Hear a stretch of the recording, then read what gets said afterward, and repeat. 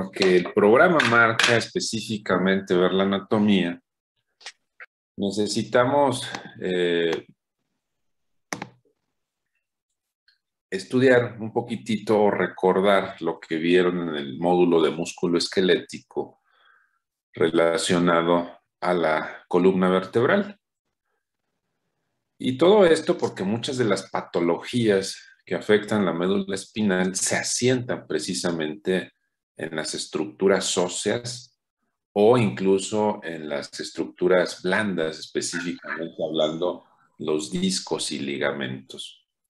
Esta es una imagen de nivel lumbar que se toma como modelo para determinar que prácticamente todas las vértebras tienen un cuerpo vertebral marcado aquí en color verde, tienen un pedículo, tienen una lámina y tienen una apófisis espinosa. Y claro, dependiendo de los niveles estudiados, van a tener ciertas variantes.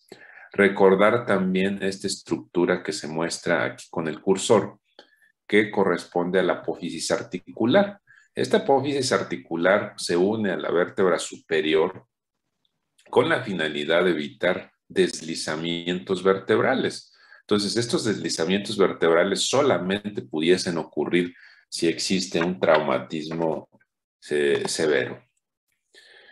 Por supuesto, existen ciertas particularidades de algunas vértebras, sobre todo hablando de la primera y segunda vértebra cervical. La primera vértebra cervical se llama atlas y se caracteriza por carecer de cuerpo vertebral. Este nada más tiene un arco anterior, tiene un arco posterior, tiene sus articulares para unirse con el cóndilo del hueso occipital y tiene sus apófisis transversas con el agujero vertebral correspondiente. En lo relacionado a la vértebra segunda, axis, se caracteriza por tener un cuerpo vertebral pequeño y una prolongación superior denominada apófisis odontoides. Esta apófisis odontoides pues sirve en muchas ocasiones para realizar los movimientos rotacionales de la columna cervical. Aquí es una muestra ya de las dos vértebras estructuradas. Hay algunos estudios de imagen que nos sirven para ver estas estructuras, sobre todo la apófisis odontoides. Esta es una radiografía transoral con boca abierta, donde se aprecia las apófisis odontoides y se realizan este tipo de radiografías en algunos casos de traumatismos craneoencefálicos y raquimedulares para ver que no haya desplazamiento lateral de la vértebra. Esto es el resto de las vértebras cervicales. La característica especial que distingue a este nivel es específicamente el tener una apófisis transversa con un agujero vertebral. Otra de las características es que la apófisis espinosa frecuentemente se encuentra bifurcada. Esta siguiente es una vértebra torácica. La vértebra torácica se distingue inmediatamente porque tiene varias carillas articulares. No nada más tiene las dos carillas que tienen las vértebras convencionales, sino vean ustedes, tiene otras dos de cada lado adicionales que corresponden a las zonas donde se une con o se articula con las costillas. La otra característica de este nivel es de que la apófisis espinosa habitualmente está en una posición semivertical. Esta es la columna torácica articulada con las costillas. Y finalmente la vértebra lumbar, que es lo que ya habíamos analizado, únicamente con sus dos carillas articulares, cuerpo vertebral, pedículo, lámina y apófisis espinosa. Esto nos va a servir para determinar que existen otras estructuras también de tejido blando, como es el caso del disco intervertebral. El disco intervertebral se encuentra localizado entre vértebra y vértebra, está separando las unas de otras. Y tiene a su vez dos componentes. Un componente muy fuerte alrededor que se llama anillo fibroso y una zona central muy suave que se llama núcleo pulposo. Este disco intervertebral es el asiento clásico de una de las patologías más frecuentes a este nivel, que son las hernias discales. Lo que sucede en estos casos es de que se fractura o se rompe el anillo fibroso y el núcleo pulposo se sale por esa porosidad y a eso corresponde las hernias de disco. Ya una vez formada la columna vertebral en todos los niveles, forman este agujero o foramen que se llama foramen intervertebral. Por este foramen intervertebral salen los nervios radiculares, llamados también raíces. Recordar que el sacro está fusionado y que el coxis es una porción que no está fusionada, pero la mayor parte de las ocasiones pierde funciones en el ser humano. Recordar también los ligamentos que existen a este nivel. Vean ustedes, por delante de la columna vertebral se encuentra el ligamento longitudinal anterior. Existe un ligamento similar a este, pero en la parte posterior se llama ligamento longitudinal posterior. Aquí alcanzamos a ver el ligamento interespinoso y ligamento supraespinoso, relacionado, por supuesto, con las apófisis espinosas. Este es un corte de la columna vertebral. Aquí se separan un poquitito los cuerpos vertebrales y vean ustedes el ligamento que les había mencionado yo, el ligamento longitudinal posterior. Ligamento supraespinoso, ligamento interespinoso y aquí existe un ligamento también que es asiento de patología frecuente, se llama ligamento amarillo, también conocido por su situación como ligamento interlaminar, porque va de una lámina a otra. Entonces, ligamento interlaminar o ligamento amarillo. Vean ustedes, esta es una resonancia magnética en corte sagital de la columna cervical. Y lo que quiero que vean ustedes, porque desde ahora se tienen que enseñar a contar estos niveles, vean en la parte superior donde está el cursor. Vean, eso corresponde a la primera vértebra cervical. Recuerden que no tiene cuerpo vertebral, únicamente es el arco anterior y el arco posterior, y ahí está justo seccionado a nivel sagital. Entonces, primera vértebra cervical es esa. Segunda vértebra cervical es esta que tiene el cuerpo alargado por la apófisis odontoides. C3, C4, C5, C6 y C7. Esa es la forma de identificar a estas vértebras. Los discos que se encuentran entre las vértebras se llaman precisamente de acuerdo al número de las vértebras. Este que estoy señalando aquí sería el disco C2, C3, C3, C4, C4, C5, C5, C6 y C6, C7. Y entonces díganme, este tiene una hernia de disco muy grande, ¿en qué nivel? C4, C4, C5. C5. Entonces, no se les olvide esto, las vértebras cervicales empiezan a contar de arriba hacia abajo, considerando la cervical 1, que no se ve. Se ve aquí nada más el arco anterior, el arco posterior y la cervical 2 alargada con la apófisis odontoides. Vean ustedes esta otra imagen. Esta es una resonancia magnética de columna lumbar. Esta estructura que se marca aquí en forma de cono que ya no posee prácticamente discos intervertebrales, es el sacro. Y entonces las vértebras lumbares se cuentan de abajo hacia arriba. Este sería la lumbar 5 o L5, L4, L3, L2 y L1, con sus respectivos discos. Y entonces aquí hay una hernia de disco extruida. ¿En qué nivel?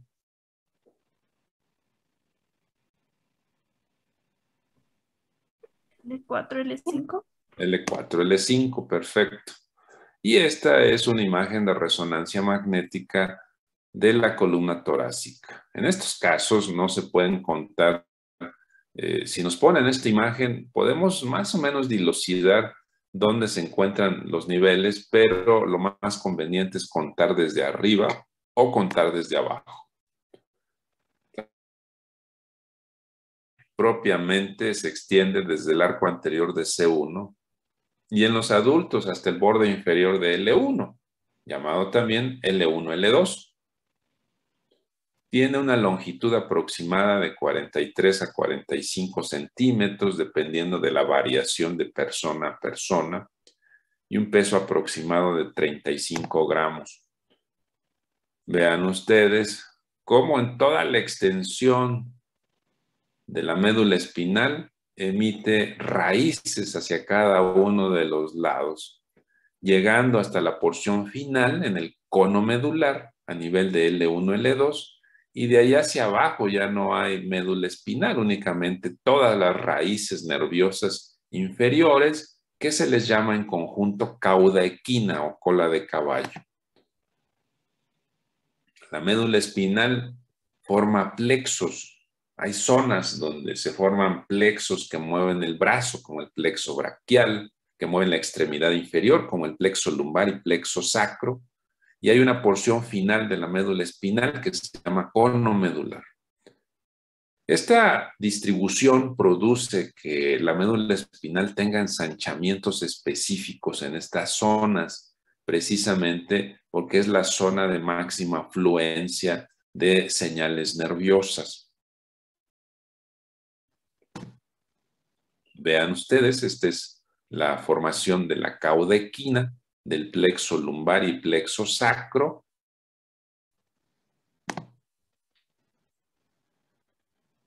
A diferencia de las vértebras, que hay 7 cervicales, 12 torácicas, 5 lumbares, etcétera, etcétera, hablando específicamente de médula espinal, hay una que origina raíces nerviosas y esta segmentación son 8 segmentos cervicales, 12 torácicos, 5 lumbares, 5 sacros y un coccigio.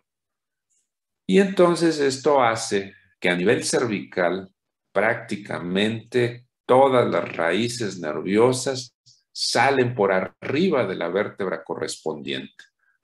Vean ustedes aquí donde está el cursor, corresponde a la vértebra C1, pero la raíz de C1 nace por arriba de la vértebra. Esto cambia a nivel de C8, porque a nivel, como hay 8 segmentos, pues a partir de ahí, todas las raíces nacen ya por debajo de la vértebra correspondiente. Entonces es una característica muy especial que nos da la segmentación medular. Existe un sistema de inervación sensitiva del cuerpo que se determina por regiones y que se les llama dermatomos. Hay dermatomos bien establecidos que hacen que al momento de explorar un paciente con un traumatismo raquimedular, que por cierto va a haber una clase específica de traumatismo raquimedular que va a complementar a esta, podemos determinar más o menos a qué nivel se encuentra el sitio de la lesión. Les llega el paciente accidentado en una motocicleta, no puede mover las piernas, le hacen ustedes un estímulo sensitivo empezando en las porciones distales de los pies no siente nada el paciente. Van subiendo con su estímulo sensitivo, no siente nada y empieza a sentir más o menos a nivel de las tetillas. Entonces ustedes determinan que tiene una lesión a nivel de T4 aproximadamente. Cada segmento da una raíz dorsal sensitiva y una raíz ventralomotora, excepto uno que da nada más sensitiva y la raíz coxígea que da nada más sensitiva. El resto tiene las dos características. Como ya mencionábamos, hasta el tercer mes de vida intrauterina, prácticamente la médula espinal ocupa todo el canal vertebral, pero al nacimiento se encuentra más o menos a nivel de L3 y en los adultos entre L1 y L2. Los ensanchamientos que les había mencionado tienen su máxima expresión a nivel de C6, con diámetros aproximados de 14 por 9 milímetros, a nivel de T6 de 10 por 8, el del cono medular de 12 por 8. En general, la médula espinal tiene características muy especiales. Desde ahora se los digo, tiene una irrigación dada por la arteria espinal anterior y las arterias espinales posteriores, pero hay una zona intermedia que no la da ninguna de estas dos arterias, sino es una zona que se nutre por difusión. Y esa zona que se nutre por difusión va a ser el asiento del síndrome medular central que vamos a ver en unos minutos. Se le distinguen dos caras entonces, la cara anterior con un surco medio anterior por donde pasa la arteria espinal anterior y dos surcos anterolaterales por donde surgen precisamente las raicillas nerviosas de la cara ventral o motoras. Y en la cara posterior vamos a tener el surco medio posterior, vamos a tener los surcos posterolaterales por donde van a pasar las arterias espinales posteriores y dos surcos paramedios posteriores. Esta es la cara posterior, vean ustedes la arteria espinal posterior de cada uno de los lados, el surco medio posterior y los surcos posterolaterales donde salen las raíces nerviosas correspondientes a niveles sensitivos. Aquí se ve un poquitito más claro en este corte transversal, el surco medio posterior, el surco paramediano posterior y el surco colateral posterior.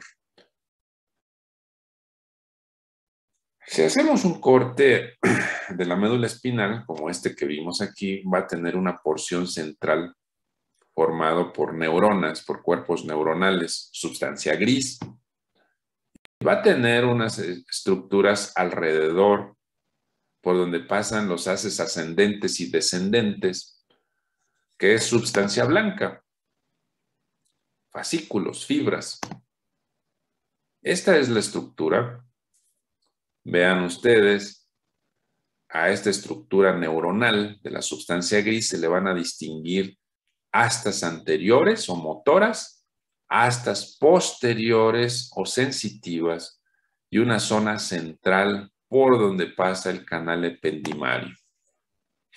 Ya habíamos mencionado la laminación de Rexer, que es una laminación desde el punto de vista histológico y funcional. Se divide en 10 láminas marcadas aquí en este esquema. Y recordar que de las láminas 1 a la 4, que están localizadas en el asta posterior, se encuentra la sensibilidad. En la lámina 5 y lámina 6 se encuentra la sensibilidad propioceptiva. La lámina 8 y la lámina 8 y 9 se encuentra el área motora. Parte de la 7 también es el área motora. Y la zona intermedia central que comunica a ambos lados es una zona integradora también sensitiva y motora. Es la lámina 10. Y esto corresponde a la laminación de Rexed en la sustancia gris medular.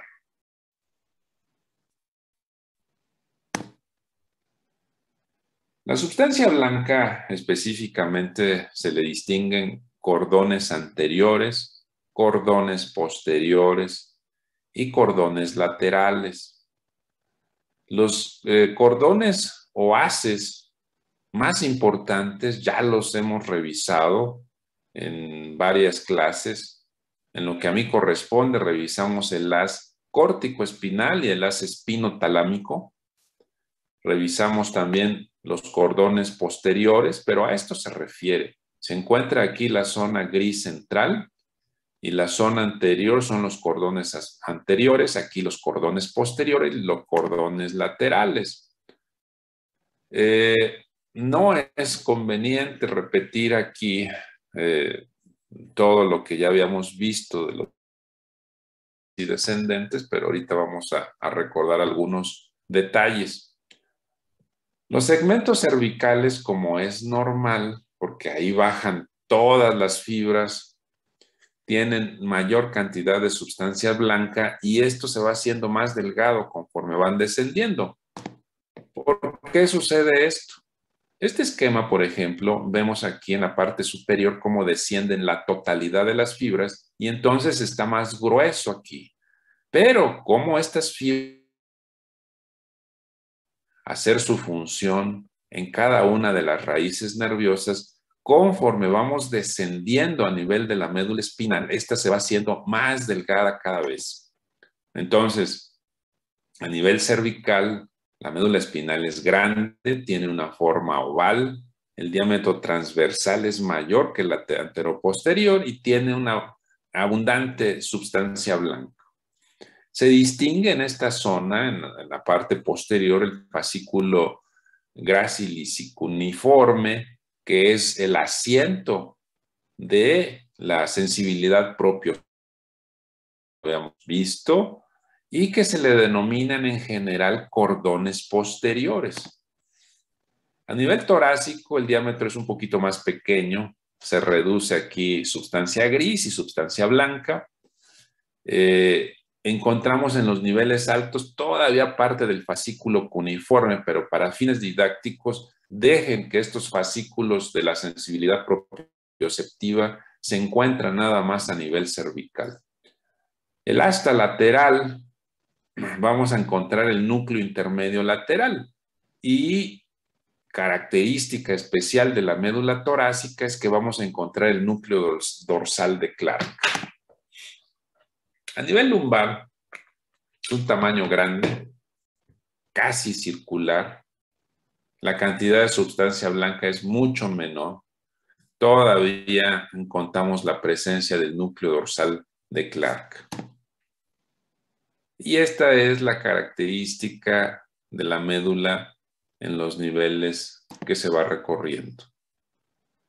La irrigación la da la arteria espinal anterior, que es única. Las arterias espinales posteriores son dos.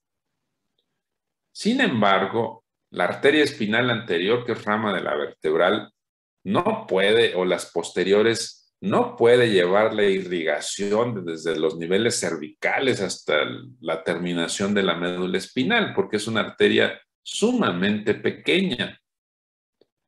Entonces va a necesitar relevos, y los relevos se van a dar a través de las arterias segmentarias. Estas arterias segmentarias pueden ser radiculares, radiculopiales y radiculomedulares, pero la mayor parte de estas arterias segmentarias surgen de la arteria aorta directamente. Vean ustedes, esta es la arteria espinal anterior y vean cómo está teniendo relevos en múltiples niveles.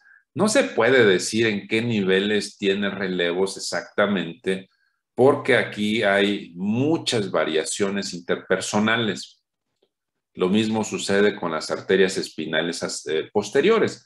Lo que sí existe es una arteria llamada radicular magna, que se llama arteria de Adam-Kiewicz, y que se encuentra prácticamente en los niveles torácicos.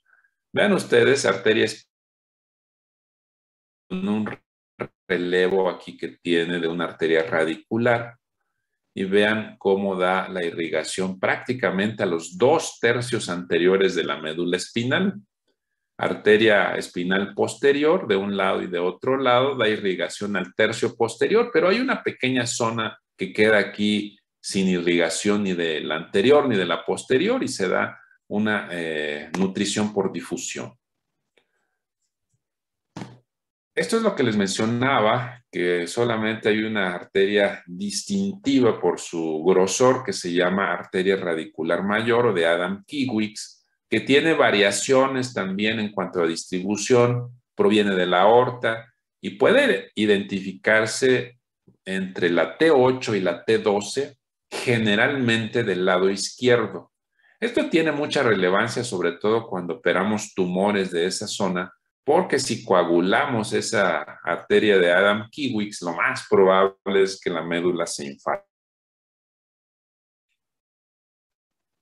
Aquí se encuentra precisamente rama directa de la aorta, muy gruesa, la arteria de Adam-Kiewicz que le da relevo a la circulación.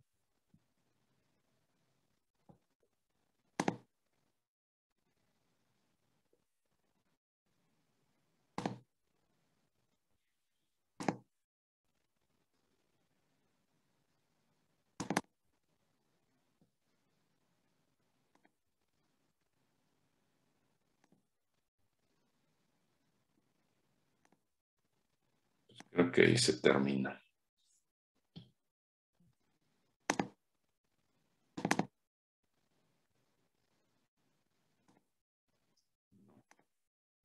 Bien, esta es otra imagen de la arteria de Adam-Kiewicz.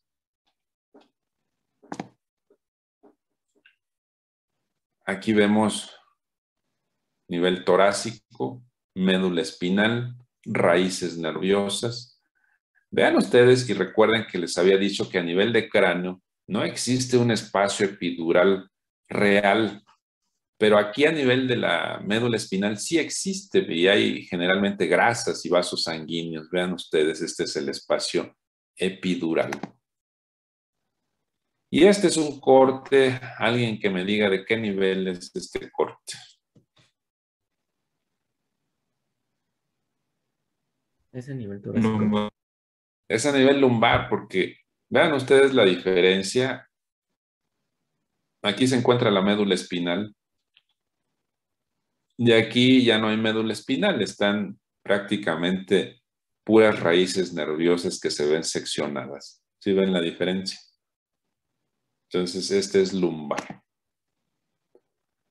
Vean ustedes el drenaje venoso distribuido en el espacio epidural. Y no nada más da drenaje venoso a la médula espinal, sino también a la zona ósea. Lo que les mencionaba, que hay zonas que son asiento de patología y de las patologías más frecuentes que vamos a encontrar son las hernias discales. Estas hernias discales van a comprimir una o varias raíces nerviosas y generalmente dan una sintomatología severa, es lo que conocen como dolor ciático o ciática. Es un dolor lumbar que generalmente se irradia al glúteo y a la cara posterolateral de muslo y muchas veces se va hasta la porción distal. Entonces, si hacemos un corte axial, vemos cómo se rompió aquí el anillo fibroso y se salió el núcleo pulposo y es lo que comprime la raíz nerviosa que ocasiona el dolor. Y dependiendo del nivel que se afecte, puede ser incluso cervical, puede ser torácico, puede ser lumbar. Las características clínicas que les acabo de mencionar de dolor lumbar irradiado al glúteo y a la cara posterolateral de muslo es lo más común a nivel lumbar. A nivel torácico dan un dolor en hemicinturón y a nivel cervical dan dolor cervical con irradiación a las diversas zonas de la extremidad superior.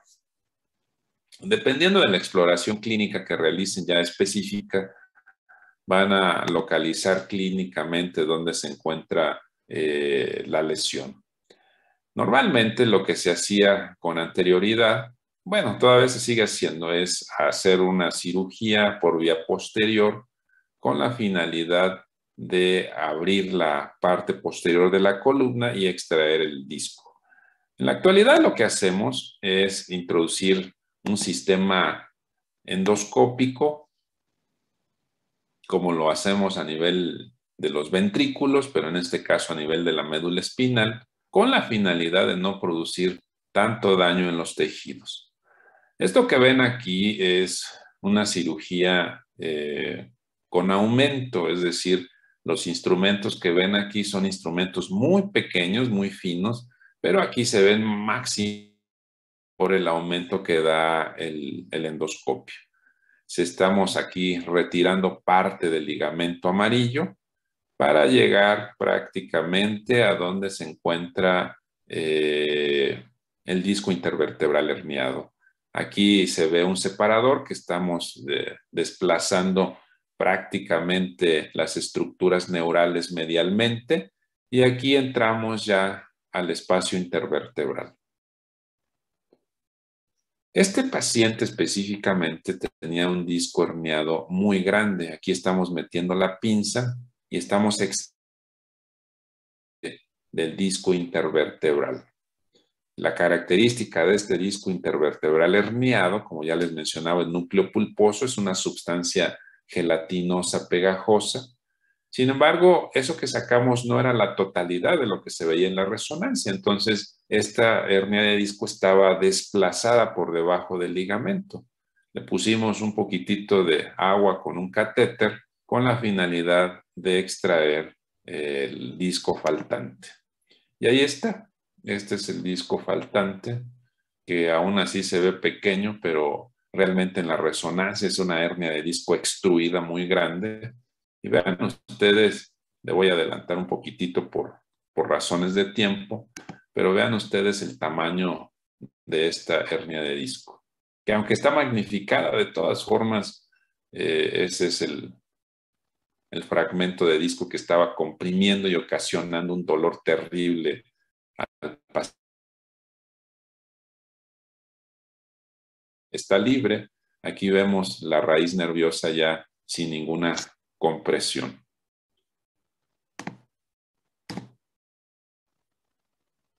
Este es el disco antes de la cirugía y este es ya después de operado con el paciente libre de síntomas.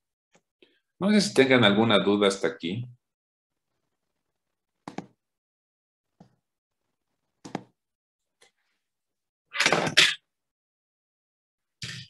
Doctor, ¿ya no hay probabilidad de que se vuelva a formar ese disco? Sí, de hecho, el núcleo pulposo, que es el que se hernia, es una sustancia que se regenera, sobre todo en los jóvenes. Entonces, extraemos la parte que ya está de fuera y se sella la zona por donde se salió, la zona del anillo fibroso, y en teoría el núcleo pulposo vuelve a regenerarse. Si no se cuidan los pacientes, es factible que vuelva a tener una herniación discal incluso en el mismo nivel. Así es. Gracias, doctor. Doctor, ¿y por qué generalmente se provocan esas hernias de disco? Hay dos factores, un factor genético de debilidad de los tejidos fibrosos. Entonces hay familias incluso donde varios miembros de la familia tienen hernias de disco.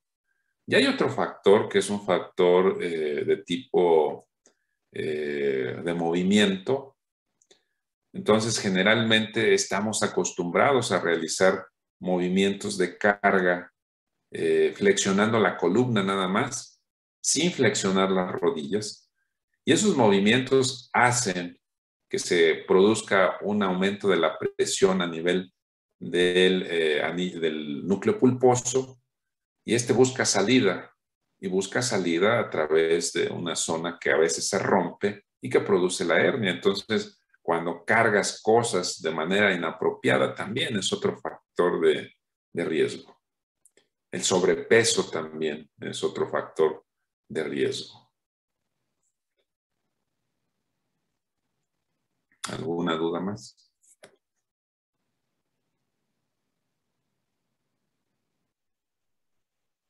No. Bueno, entonces continuamos con los síndromes medulares.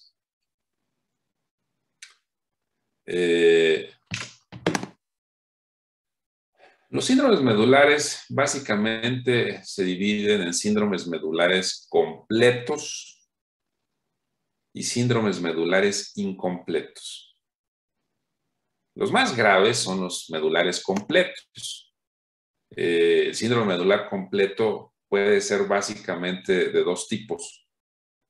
Se le conoce como síndrome de sección medular.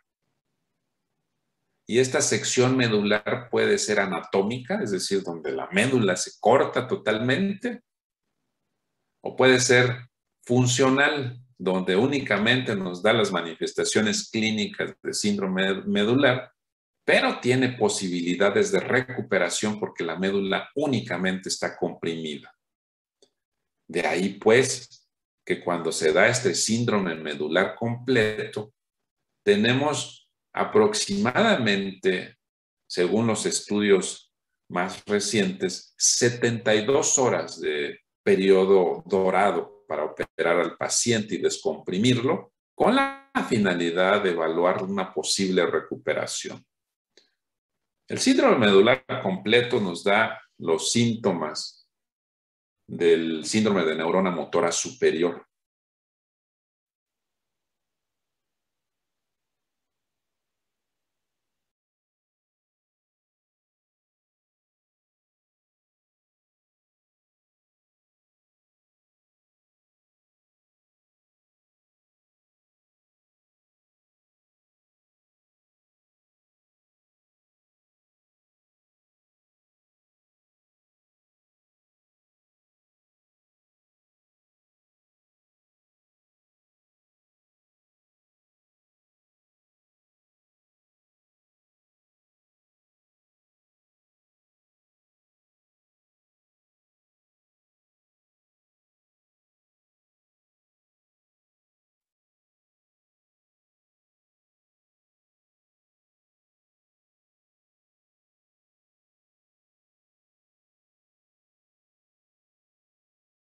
Creí que era yo. Yo también entré en pánico.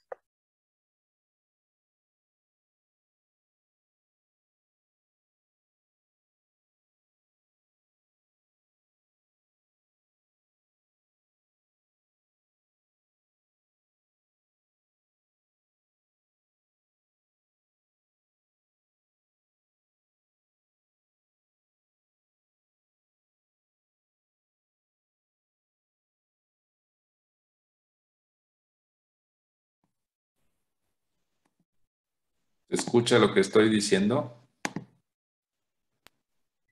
Sí, doctor. Apenas ahorita. Ok. ¿Y se ve lo que estoy proyectando? No. No, doctor. No. Déjame entonces revisar.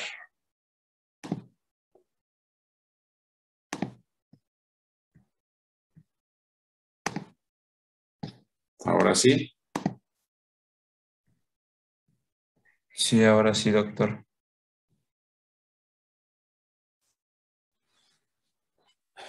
Muy bien.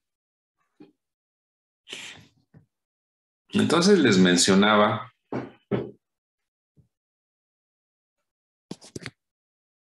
a ver, déjenme ver esto. Les mencionaba que el síndrome medular completo es muy similar al síndrome de neurona motora superior. Nos da una parálisis flácida inicial con una parálisis espástica posterior a cuando ya se hace esto crónico. Nos da una anestesia completa por debajo de la lesión y en ciertas ocasiones hay alteraciones vegetativas del tipo de control de la presión arterial. Por supuesto que en la etapa inicial también hay abolición de los reflejos, pero en las etapas posteriores va a haber una hiperreflexia. Lo que sucede aquí es específicamente que hay una lesión primaria cuando se da un traumatismo raquimedular que produce este síndrome medular completo, y entonces se da una liberación de sustancias de la inflamación que producen lesión inmediata. Pero hay unas lesiones secundarias que se dan en el manejo posterior del paciente, que van desde la producción de neumonías, desde la producción de escaras, desde la producción de úlceras gástricas o duodenales, algunas otras alteraciones como es la trombosis. Y entonces todo esto hace que esta patología del síndrome medular sea una patología compleja que pone realmente en riesgo la vida del paciente. Entonces, el choque medular es un fenómeno que consiste en el cese de todas las funciones de la médula espinal, en este caso, por debajo del nivel de la lesión. Los efectos inmediatos, la parálisis flácida con arreflexia, y los efectos tardíos, la espasticidad con la hiperreflexia. Les decía, este es un síndrome de neurona motora superior prácticamente. Entre más alto sea la lesión de la médula, más problemas tiene el paciente.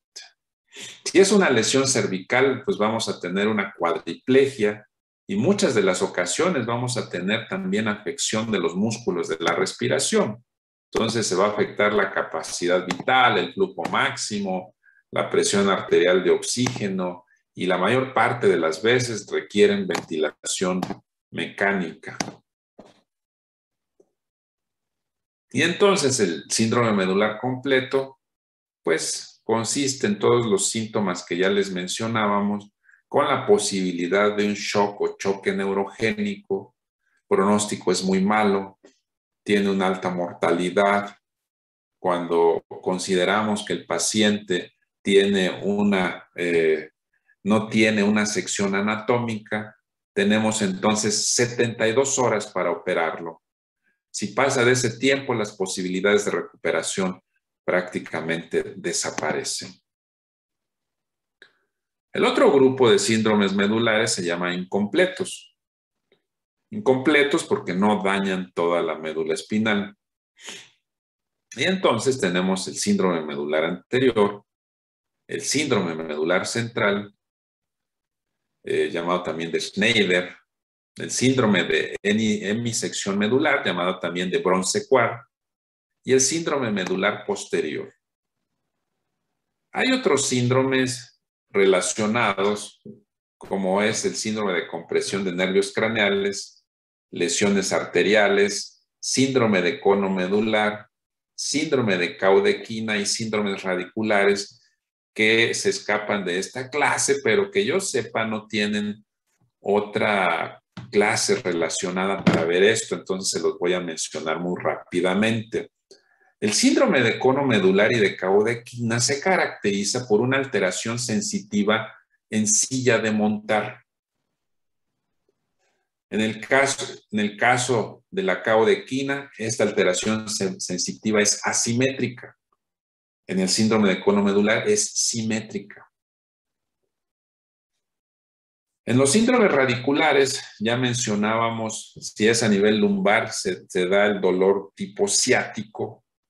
Si es a nivel cervical, va a depender de la distribución que tiene en el dermatomo correspondiente que genera dolor en la extremidad superior.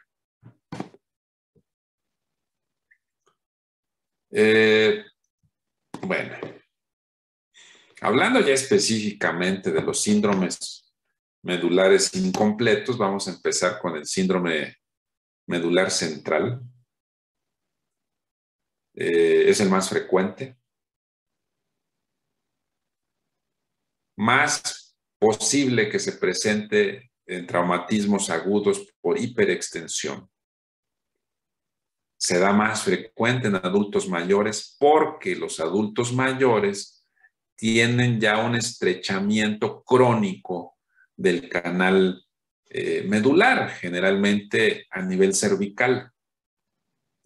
Generalmente se da por un golpe en la parte superior de la cara. A veces se pegan con el marco de una puerta, pero se da también muy frecuentemente cuando hay un accidente que produce un fenómeno de latigazo. También en esos fenómenos de latigazo hay hiperextensión. En algunas ocasiones, cuando este es muy severo, puede producir alguna fractura cervical o un desplazamiento.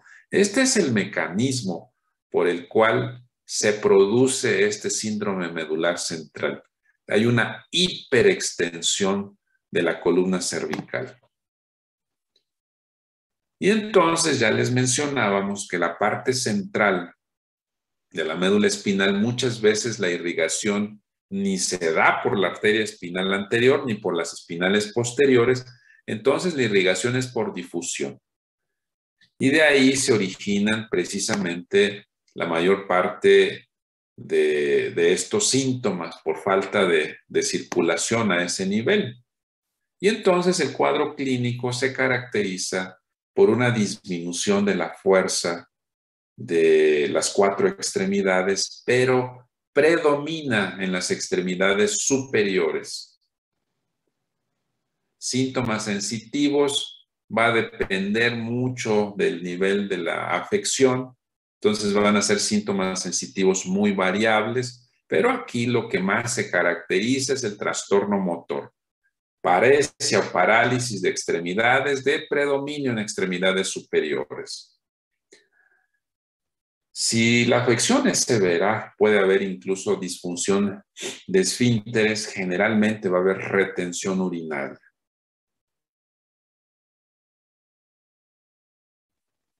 En la fase inicial puede haber mejoría en los primeros días y después se estabiliza y no mejoran, empiezan la rehabilitación y entonces va teniendo una recuperación paulatina que la característica clínica es que empieza en los miembros inferiores esa recuperación, le sigue la función vesical y termina la recuperación en miembros superiores. Entonces, estas son precisamente las características del síndrome medular central. Generalmente es a nivel cervical, por lo que ya les mencionábamos, que tiene mucha mayor movilidad y que generalmente en esa zona, en las personas de edad avanzada, está ya muy estrecho el canal raquídeo. Una característica es que aunque se afecta la sensibilidad en diferentes intensidades, generalmente la propiocepción está conservada, la sensibilidad propioceptiva. El síndrome medular anterior generalmente se da cuando se comprime la arteria espinal anterior y entonces los síntomas van a relacionarse específicamente con la zona irrigada por esta arteria, es decir, los haces que pasan por los cordones anteriores. Toda esta zona puede ser afectada en el síndrome medular anterior. Y entonces, lo que va a suceder que se va a afectar la función motora, se va a afectar la función sensitiva y nuevamente, al igual que en el síndrome medular central, la propiocepción va a estar conservada. En el síndrome de cordones posteriores, pues ya su nombre lo indica, va a afectar el fascículo grácilis y cuneiforme y entonces la sensibilidad afectada va a ser exclusivamente la sensibilidad propioceptiva. La sensibilidad al dolor y a la temperatura va a estar normal, la función motora va a estar también normal. Finalmente, el síndrome de hemisección medular, también llamado de Brown-Séquard, es muy raro que se llegue a presentar este síndrome porque como la médula espinal es muy pequeña, Generalmente cuando se afecta completa. Sin embargo, en algunos traumatismos medulares, sobre todo de tipo penetrante, que constituyen solamente del 2 al 4%, pudiese darse esta afección únicamente de la mitad de la médula espinal. Entonces, ¿qué va a suceder? Estas son las causas que pueden ocasionar este síndrome de hemisección medular, aparte de los traumatismos penetrantes. Pero lo que va a suceder es que va a haber afección motora del mismo lado de la lesión.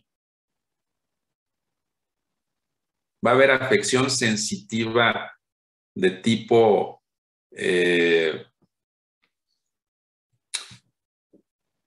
posicional y vibratoria, es decir, sensibilidad propioceptiva afectada del mismo lado de la lesión. Pero la sensibilidad general, la sensibilidad termoalgésica, va a ser afectada contralateral a la lesión. Entonces, esas son las tres características especiales del síndrome de hemisección medular. Afección motora y de sensibilidad propioceptiva del mismo lado de la lesión y afección termoalgésica del lado contralateral a la lesión. El motivo ya lo saben, la sensibilidad propioceptiva y la motora no se decusa en la médula espinal, lo que sí sucede con la sensibilidad termoalgésica. Es por eso que es contralateral. Vean ustedes, estos son casos severos de traumatismos a nivel cervical, con desplazamiento incluso de los cuerpos vertebrales y ahí sí con una compresión cervical severa. En estos casos pues hay que fijar la columna vertebral, muchas veces instrumentada. ¿Alguna duda que tengan?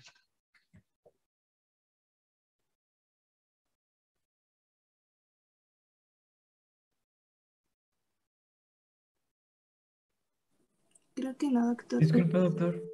Sí. Había comentado de ciertas horas que tenía para operarlo después de la lesión, creo. ¿Cuántas horas eran? 72 horas.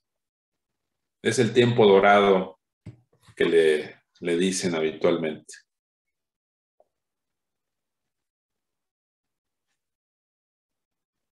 Doctor, en el síndrome de Brown-Sequard, la termolgesia también sería 2 niveles arriba, ¿no? De la lesión. Sí. Ok. Sí, porque se cruza 2 niveles arriba, exactamente. Muy bien.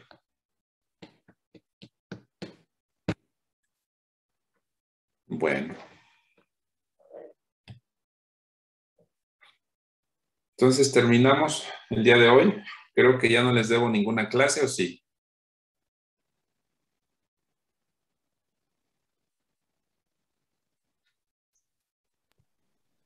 Creo que no, pero déjeme checar.